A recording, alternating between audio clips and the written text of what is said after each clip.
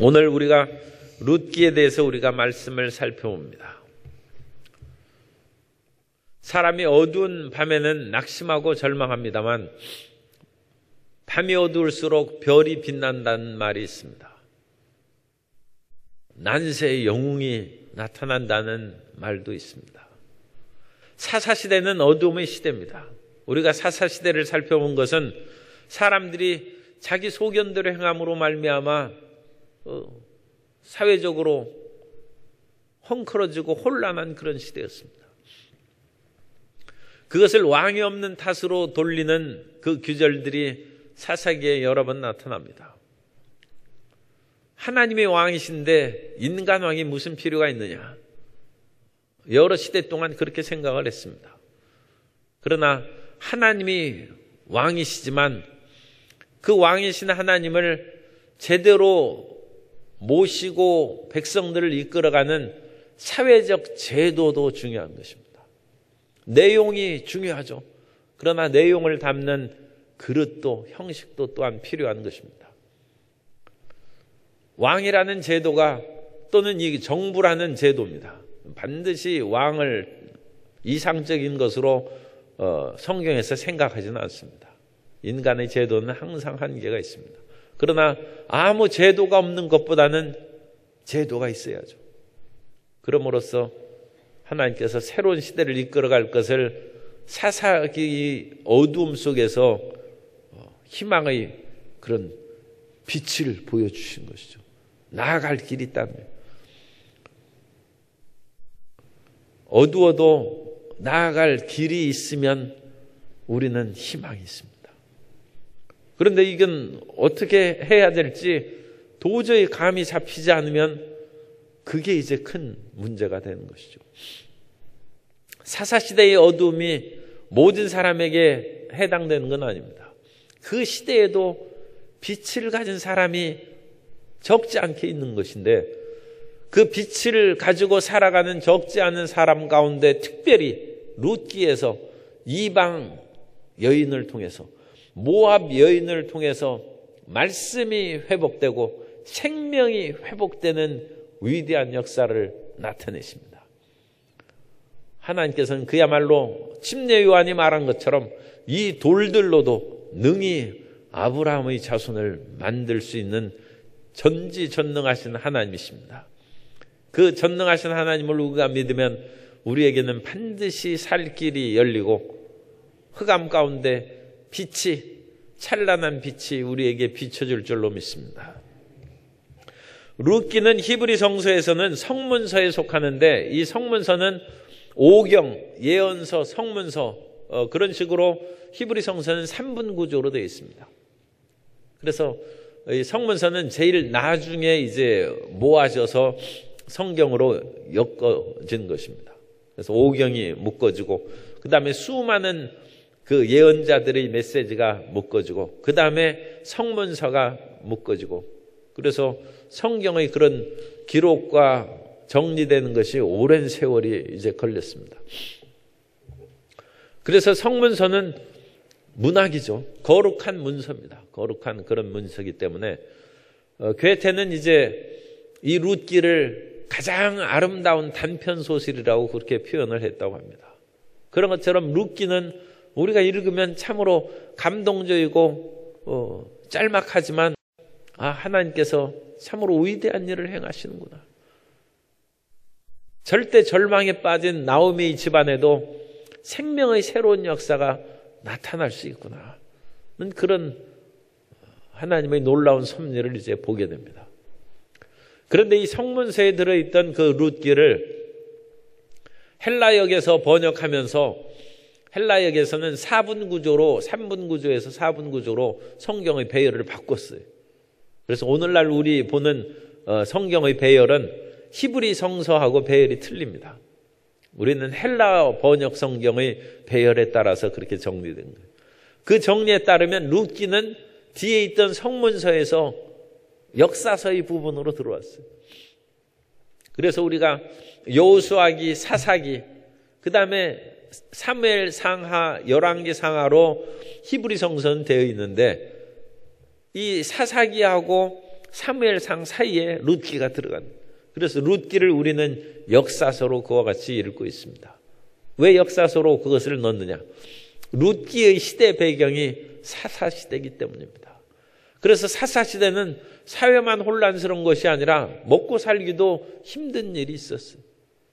그래서 이 룻기 1장 1절에 보면 사사들이 치리하던 때에 그 땅에 흉년이 드니라.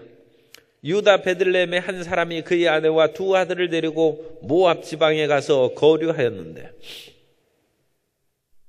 그래서 이스라엘 백성들은 모압 사람들하고 상종하지 말라고 그랬어요. 그런데도 불구하고 이 베들레헴에 사는 엘리멜렉이 어찌나 그야말로 삶이 어렵고 집안이 망했던지 있는 전답을 다 팔고 조상 대대로 베들레헴에서 나오는 기업을 이제 정리하고 더 이상 살 길이 없으니까 조금 이스라엘보다는 뭐 물가라든지 그런 인건비 생활 수준이 좀 아마 낮았던 것으로 생각합니다. 그래서 그 모압으로 이민을 간 것입니다. 그래서 이 사사시대의 그런 한 모습을 보여줍니다. 그런데 엘리멜렉이 아내가 나옴이고 말론과 기론이라는 두 아들을 데리고 네 식구가 이민을 갔는데 타향살이 10년 만에 남편도 죽고 두 아들도 죽고, 나오미가 그 아들은 이제 장상해서 결혼을 했는데 청상과부 며느리 두만 남고 그런 처량한 신세가 되었어요. 인생이 갈수록 어두워지는 그런 일도 가끔 있습니다. 엎친 데 겹친 격이라고 하는 것처럼 욥기가 그것을 말하는 것이죠. 온 재산을 잃었는데 재산을 잃었어도 이 욥은 그만큼 큰 재물을 이룰 수 있는 실력이 있는 것이죠. 그럼 다시 회복할 수 있습니다. 그래서 자식이 그런데 10명이 다 죽었어요. 그러니까 얼마나 마음이 비탄에 빠집니까? 거기에다가 몸이라도 튼튼해야 집안을 일으켜 나갈 수 있는데 몸에 병이 걸렸어요. 욥이 살아날 길이 없는 것이죠. 그런데도 불구하고 그 아내까지 어찌하여 자기 믿음의 순전함을 지키느냐. 하나님을 욕하고 죽으라고 그러는데 욥이 그렇지 않다는 것입니다. 내가 적신으로 나왔은즉 적신으로 돌아갈지라. 주신 이도 하나님이시오 취하신 이도 하나님이시니 오직 하나님은 찬양을 받으실 분이다. 욥이 믿음을 지키는 것입니다. 그래서 욥이 다시 회복하는 것입니다. 성경은 그것을 우리에게 가르쳐 줍니다. 그러므로 우리는 예수님을 믿고 만사형통하는 복을 받을 뿐만 아니라 성경대로 보면 예수님 믿고 힘들고 어려운 지경에 빠지고 넘어지고 자빠지고 고꾸라질지라도 의인은 7번 넘어질지라도 8번째 일어난다는 것입니다. 그것이 위대한 믿음입니다.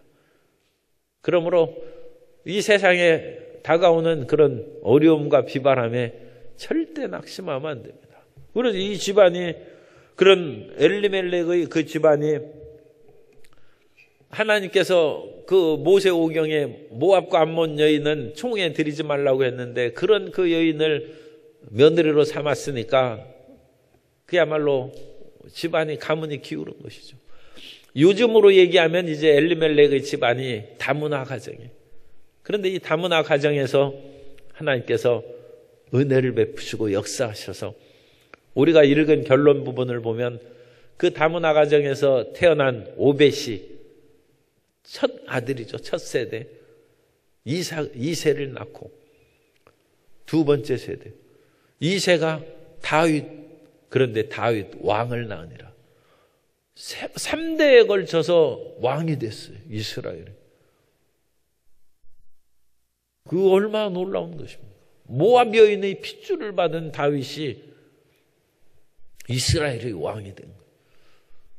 오늘날에도 우리 다문화 가정의 자녀들이 많이 성장하고 있는데 한 3대 만에 이 나라 대통령이 될 수도 있고 이 나라의 여러 지도자가 될 수가 있습니다. 우리가 다문화 가정의 그런 가정을 따뜻하게 보살피고 그들의 자녀들을 왕따시키지 말고 그들 자녀들에게 하나님께서 소망을 주고 모든 사람을 사랑하시는 하나님의 은혜의 역사가 또한 나타날지 모르는 것입니다. 그들에게서 나라를 구하는 그런 일이 일어날 수 있는 것입니다. 오늘날 우리 삶도 이와 같이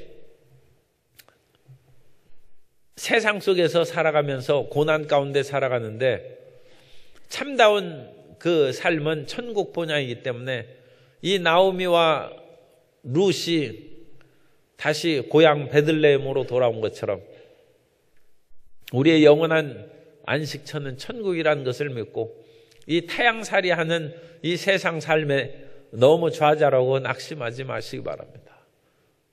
그래서 이것은 타향살이고 영원한 천국의 삶은 우리의 본향의 삶이고 진짜의 삶은 그때부터 시작되는 것이므로 이 예비되고 준비되는 그런 삶의 기간 동안에 좌절하고 낙심해서 천국을 들어가는데 힘들어한다든지 믿음과 소망이 연약해져서 나중에 천국 본향에 갔을 때 칭찬받지 못한다든지 그런 일이 없어야 될 줄로 믿습니다. 이 나오미 사랑과 그 룻의 효성에 대해서 보면 이 나오미는 참 훌륭한 시어머니예요. 그래서 이 며느리가 둘이 들어와서 2명의 아들이 죽었으니까 이 며느리가 별로 그렇게 이쁘지 않을 것입니다. 그런데도 불구하고 나오미는 이 2 며느리 탓으로 돌리지 않고 남편과 2 아들이 죽었으니까 이것은 모압 지역에 있는 무슨 풍토병에 걸려서 죽은 것 같아요. 그래서 그 지역 사회에 적응하지 못하면 그 지역 사회에는 여러 가지 그 병균들이 있습니다. 그러니까 우리나라에는 우리나라에 익숙한 병균이 있어서 우리나라 사람들은 그 속에 적응해서 병원균과 같이 더불어 우리는 생명력을 얻은 거예요. 그런데 다른 지역으로 이사 가면 그 다른 지역에는 새로운 그런 병원균이 있는 것이죠. 그 지역 사람들은 거기에서 자라면서 이겼기 때문에 그 지역에서 살아남은 것이고 낯선 지역에서 온 사람은 그 지역의 병원균에 무방비 상태죠. 그러니까 나이가 많이 들어서 간 사람은 그 병원균을 못 이깁니다. 그래서 거기에서 풍토병으로 그 질병에 걸린다거나 죽을 수가 있는 것이죠. 아마 이 엘리멜렉과 2 아들은 그렇게 죽은 것 같아요. 그러니까 나오미가 그런 식으로 합리적인 마음을 가졌으면 되는데 고대 세계에 그런 의학적인 지식이 없었겠죠. 그런데도 불구하고 이 2 며느리를 사랑해서 나는 돈도 없고 더 이상 너희들은 남편도 없고 젊은데 어찌 나하고 살겠느냐. 그러면서 친정으로 돌아가라고 합니다. 그런데 룻은 내가 어머니밖에는 돌아갈 것이 없다. 우리에게 돌아갈 곳은 하나님 품밖에 없습니다. 탕자가 돌아갈 것은 아버지 품밖에 없어요. 그래서 우리는 돌아갈 곳이 신앙의 품이라는 거예요. 세상에서 아무리 낙심하고 좌절한 일이 다가온다 할지라도 또 하나님으로 말미암아 혹시라도 마음이 시험에 들고 냉랭해진 사람일지라도 결국 돌아갈 곳은 하나님 아버지 품밖에 없습니다. 이 세상에서 낙심과 절망을 받았다 할지라도 세상으로 돌아가서 살 길이 있겠습니까? 어떤 힘들고 어려운 일이 있어도 반드시 하나님의 품으로 돌아가야 우리가 회복되고 다시 살아날 줄로 믿습니다. 땅에서 넘어진 자는 땅을 딛고 일어선다고 했습니다. 우리를 넘어뜨리게 한 그것이 있을지라도 우리는 그것을 발판으로 삼아서 새로운 생명의 길로 나아갈 수 있는 것입니다. 그래서 이 나오미가 한 일이 없는 것이 아니라 며느리 룻을 전도해가지고 룻이 나오미 하나님, 이스라엘의 하나님을 믿은 거예요. 그래서 나는 어머니가 가는 곳에 내가 가고 어머니가 섬기는 하나님을 내가 믿는다 해가지고 이 룻이 끝까지 시어머니 나오미를 따라가니까 더 이상 나오미가 거절하지 못하고 고향 베들레헴으로 돌아왔어요. 그런데 고향 베들레헴으로 돌아오니까 기업은 다 팔고 재산을 가진 것이 없죠. 그러니까 이 룻이 이삭을 주우면서 먹고 사는 것입니다. 그러니까 룻이 생각해봐도 참 앞길이 막막한 세상이죠. 남편은 없죠. 시어머니는 늙고 재산은 없고, 이 이삭을 죽고 살아가, 오늘날처럼 그래도 여성들이 일할 수 있는 그런 사회가 아닙니다. 고대 세계에서는 그 여성들이 일할 수 있는 그런 곳이 없어요. 그러니까 그 속에서 끊임없이 좌절하고 아마 도망갈 생각을 했을지도 몰라요. 그런데 룻은 이왕 하나님을 믿고 내가 세상을 버렸은즉 내가 끝까지 하나님 믿고 시어머니 모시고 살아야 되겠다 결심하는 거죠. 사람이 그렇게 마음을 결심하면 살 수 있습니다. 사람은 그 마음에 결심을 안 하면 마음이 끊임없이 유혹을 받고 갈등하고 방황하는데, 살고자 하는 자는 죽고 죽고자 하는 자는 산다는 것처럼 나는 그리스도 예수 안에서 이미 옛사람은 죽었다. 세상에 대한 즐거움과 쾌락과 그 모든 행복을 추구하는 마음은 나는 다 버리고 오직 눈보라가 치거나 고통이 다가올지라도 나는 하나님 믿고 산다. 그런 결심으로 하면 사라집니다. 그리고 하나님은 그렇게 냉정하신 분이 아닙니다. 우리가 그런 마음의 결단을 내리고 살아도 죽어도 주님만 붙잡고 산다는 마음이 확실하게 선 것을 보면 주님께서 하늘문을 열어주십니다. 그 마음을 그렇게 결정하는 것이 중요한 것이죠. 마음이 하나님을 향하여 올곧게 딱 서지 못할 때는 이 세상 풍파와 여전히 남아있고 하나님께서도 아직 마음이 정해지지 않았으니까 돕지 못합니다. 마음에 정함이 없는 사람은 하나님의 응답을 못 받는다고 그랬죠. 야고보에. 마음을 정해야 되는 것입니다. 이 룻이 마음을 정하고 이삭 주우면서 그냥 살기로 결심한 거예요. 그런데 이 나오미 그 룻이 우연히 보아스의 밭, 이 우연이라는 것은 미크레라는 단어를 쓰고 있는데 그 단어는 예상치 않게, 그러니까 이 룻은 이삭 많이 주울 수 있는 대로 그냥 가는 것이죠. 그런데 그렇게 하나님을 믿고 살기로, 시어머니 모시고 살기로 결심해서 가니까 그 발걸음이 그대로 인도가 돼서 우연히 예상치 않았어요. 전혀 생각지 않았는데 보아스의 밭으로 가고, 보아스는 마침 그때 룻하고 마치 약속이라도 한, 여기서 마침이라는 단어는 히브리어에서 성경 원어에서는 희내라는 단어입니다. 그래서 마침이라는 그런 뜻보다는 희내는 보라 그런 뜻입니다. 영어 성경에는 비홀드라고 번역했어요. 그런데 이 성경에 보면 희내 보나스 바, 보라 보아스가 왔다. 이것은 성경 기자가 놀래서 쓰는 거예요.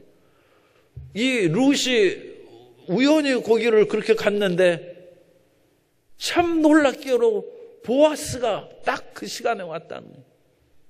보라, 보아스가 왔다. 우리 성경에는 마침 보아스가 베들레헴에서부터 와서 그렇게 평서문으로 이렇게 썼는데 이건 놀라운 것입니다. 보라, 여기 마침이란 단어가 참 놀랍게도 보아스가 왔어요. 그래서 사람들은 그 선을 보고 또는 연애를 할 때에도 만나지는 사람하고 그렇게 사는 것이 좋아요. 자기가 좋은 사람 자꾸 생각하는데도 안 만나지면 잊어버리는 것이 좋습니다. 하나님이 안 만나주게 했는데 그 사람 만나서 결혼해봤자 헤어져서 가끔 견우와 직녀처럼 한 번씩 만나고 그거 어떻게 살겠어요? 맨날 자주 만나는 사람하고 사는 것이 행복한, 하나님이 만나게 해주는. 그래가지고 보아스하고 룻이 그렇게 만나는 것입니다. 그리고 나서 이 보아스는 이 모압 여인이니까 그래도 아무래도 우리나라 중국이나 일본 사람들이 무언가 조금 우리하고는 똑같이 생겼어도 틀리지 않습니까? 그러니까 모압 여인이니까 다 같은 그런 셈족의 그 같은 민족이니까 비슷한데도 틀리니까 이 보아스가 누군가 알아보니까 이건 나오미 그 며느리. 그래서 먹을 것을 많이 줘서 보냈는데 이 룻이 그런 상황을 시어머니하고 잘 보고했습니다. 어른들에게 보고하고 또 믿음을 가진 식구들에게 상황을 얘기하는 것이 좋습니다. 그러니까 이 나오미는 곡식의 그런 그 볶은 곡식도 받고 하는 그런 것을 보고 기뻐하는 것이 아니라 그 보아스라는 이름을 들을 때 나오미가 하나님의 말씀을 생각하는 것입니다. 사사시대에는 율법이 없어요. 자기 소견대로 행하는 거예요.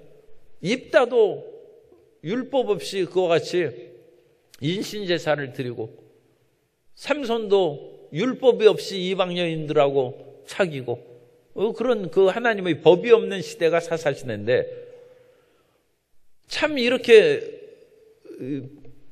좀 나오미한테는 미안하지만 이렇게 망한 집안의 나오미가 하나님의 말씀이 있는 사람이라.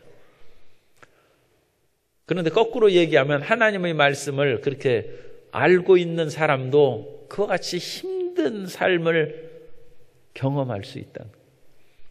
욥은 그렇지 않습니까? 욥은 순전하고 정직하여 악에서 떠난 사람인데 그 고난을 당하지 않습니까? 그것은 특별한 경우로 하나님께서 이제 그 욥을 시험하시고 이와 같이 사탄이 아무리 참소할지라도 끝까지 믿음을 잃지 않는 사람이 있다는 것을 주님께서 보여주시기 위해서 욥을 그렇게 허락하신 겁니다만 나오미처럼 믿음을 가진 여인이었는데도 불구하고 남편이 죽을 수도 있다는, 자식이 죽을 수도 있다는 것이죠. 그런데 이 룻의 얘기를 듣고 나오미가 그 사람은 그냥 우리를 간단히 뭐 볶은 곡식 주고 그렇게 돕는 사람이 아니라 우리 기업을 물러줄 사람이다. 우리 구속자라는 것입니다. 기업을 물을 사람이 고엘이라는 단어인데 이 고엘은 리디머라는 뜻이에요. 그 구속자요, 구원자라는 것이죠. 그건 예수 그리스도의 구원을 상징하는 그런 그 표상의 단어입니다. 그리고 기업을 물러준다는 것은 우리가 이 세상에서 기업을 뺏기고 고통 가운데 살아가고 하나님의 나라에 돌아갈 수 있는 그런 차비도 없어요. 그런데 예수님께서 우리 기업을 물러주시고 우리를 하나님의 나라에 갈 수 있는 그런 백성으로 삼아주신 것입니다. 이 나오미가 그것을 얘기하는 것입니다.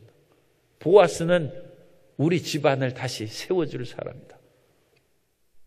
나오미가 말씀을 기억하는 것입니다.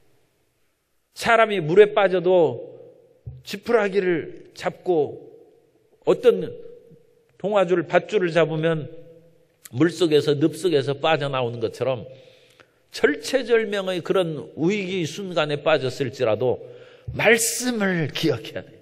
말씀을.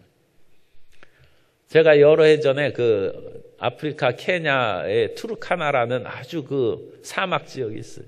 거기 사는 그 선교사가 기도하면서 돌아가셨는데 그분이 신학교를 세우는 것이 꿈이었어요. 거기에다가 학교를 세우는 것이.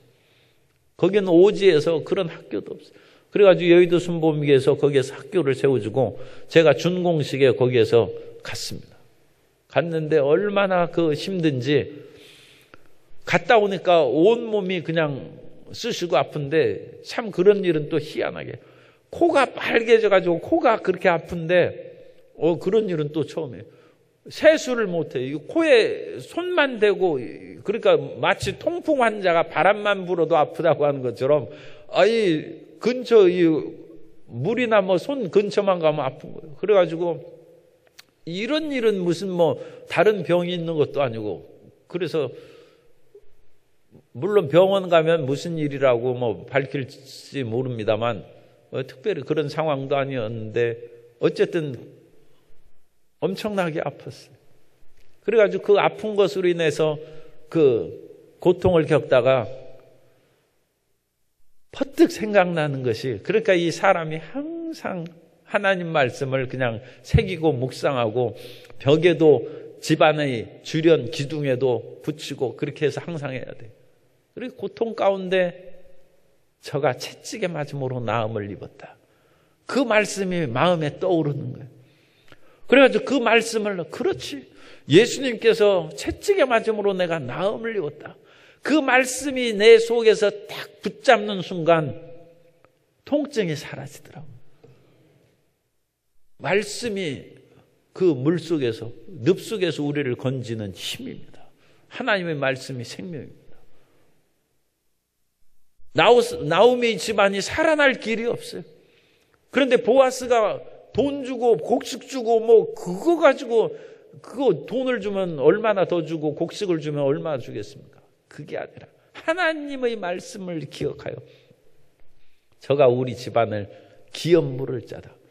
그래서 나오미는 룻에게 즉각적으로 믿음의 행동을 해서 그 타작마당에 자고 있는 이 보아스의 그런 그 발치에 들어가서 누우라고 했는데, 이거 대단한 용기 있는 행동.